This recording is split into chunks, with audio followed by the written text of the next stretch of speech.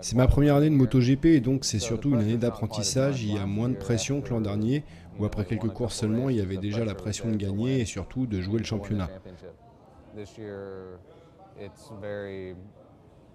Cette année, tout le monde est bien conscient que ce sera beaucoup plus dur de gagner, surtout en tant que team satellite, donc la pression est inférieure.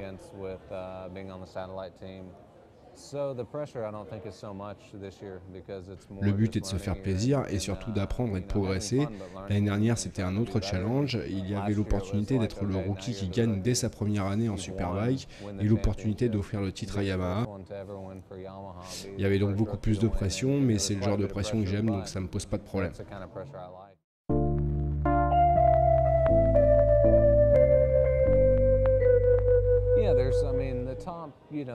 Oui, c'est clair que les pilotes du top 5 en MotoGP ont un niveau très élevé, sans doute supérieur aux meilleurs pilotes de Superbike. J'ai un grand respect pour les pilotes de Superbike, mais c'est pour ça que le MotoGP, c'est le MotoGP, le meilleur championnat du monde. Maintenant, ce que j'essaye de faire, c'est de trouver les limites de la moto et de donner le meilleur de moi-même pour intégrer un jour à un team d'usine. Si j'arrive à faire ça, je roulerai aussi vite que je peux et on verra les résultats. Je verrai alors si je peux me battre pour la victoire, me battre pour le titre ou alors si les gars sont trop rapides, trop talentueux pour moi.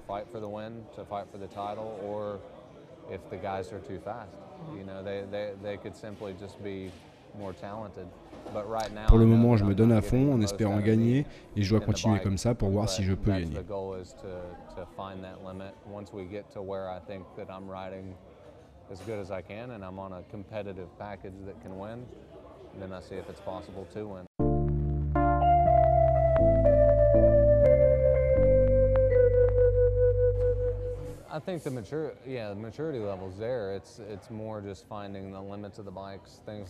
Je pense avoir la maturité, mais ce qu'il faut, c'est surtout trouver les limites de la moto.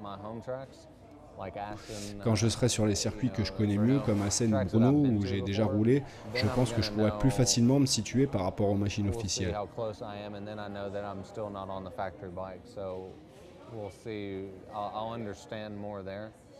Mais malgré tout, gagner une course cette année me semble tout de même très difficile.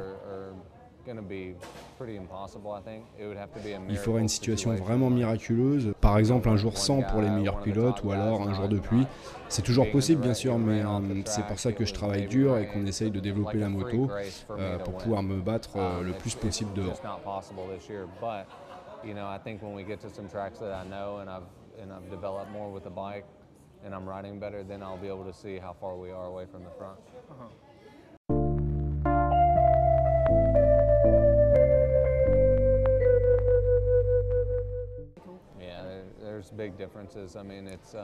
Oui, bien sûr que j'ai changé ma manière de piloter, vous savez, je pourrais vous en parler des heures.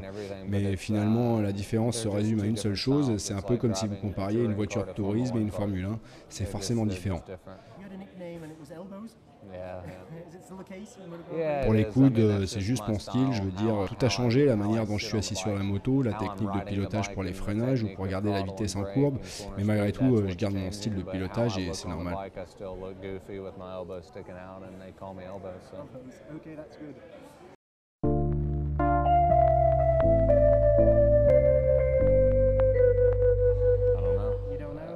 Je sais pas, je veux pas être largué, je crois que c'est comme ça que ça se passe. On veut des meilleurs résultats le dimanche et c'est tout.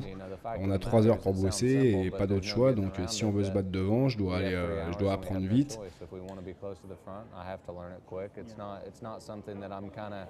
Vous savez, quand le vendredi après-midi on sort de la piste en étant dans le top 10, je ne me retourne pas dans mon motorhome en me félicitant.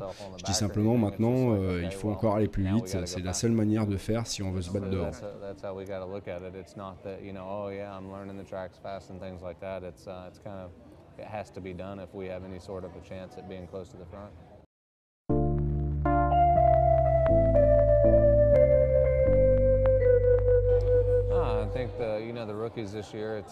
Je crois que les rookies cette année sont très forts et c'est bon pour le MotoGP.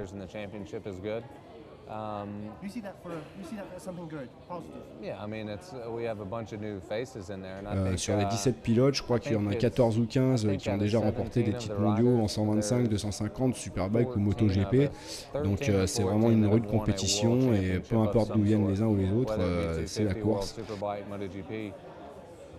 That's a lot of competition.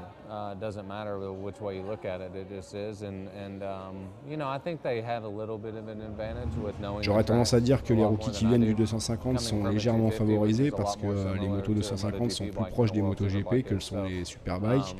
Après, tout le monde évolue avec la même pression, donc voilà. You know, it's a good problem to have.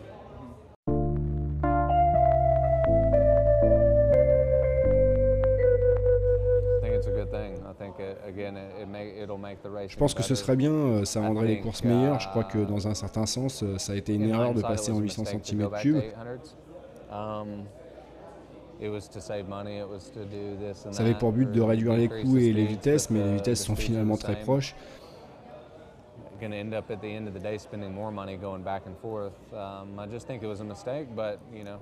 Cela dit, personne ne prend toujours les bonnes décisions. Le fait qu'on évoque aujourd'hui un retour aux 1000 cm3 est plutôt une bonne chose.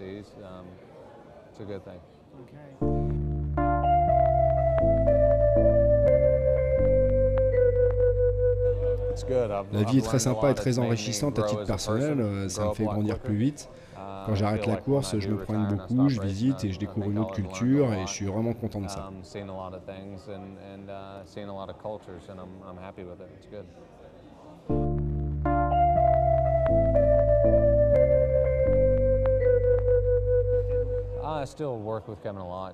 Je n'ai pas vraiment travaillé avec Kevin, c'est plutôt un ami. Je pense qu'à notre niveau, il n'est plus vraiment question d'apprendre quelque chose de quelqu'un, mais plutôt de recevoir des encouragements et de voir qu'un tel champion croit en ce que vous faites.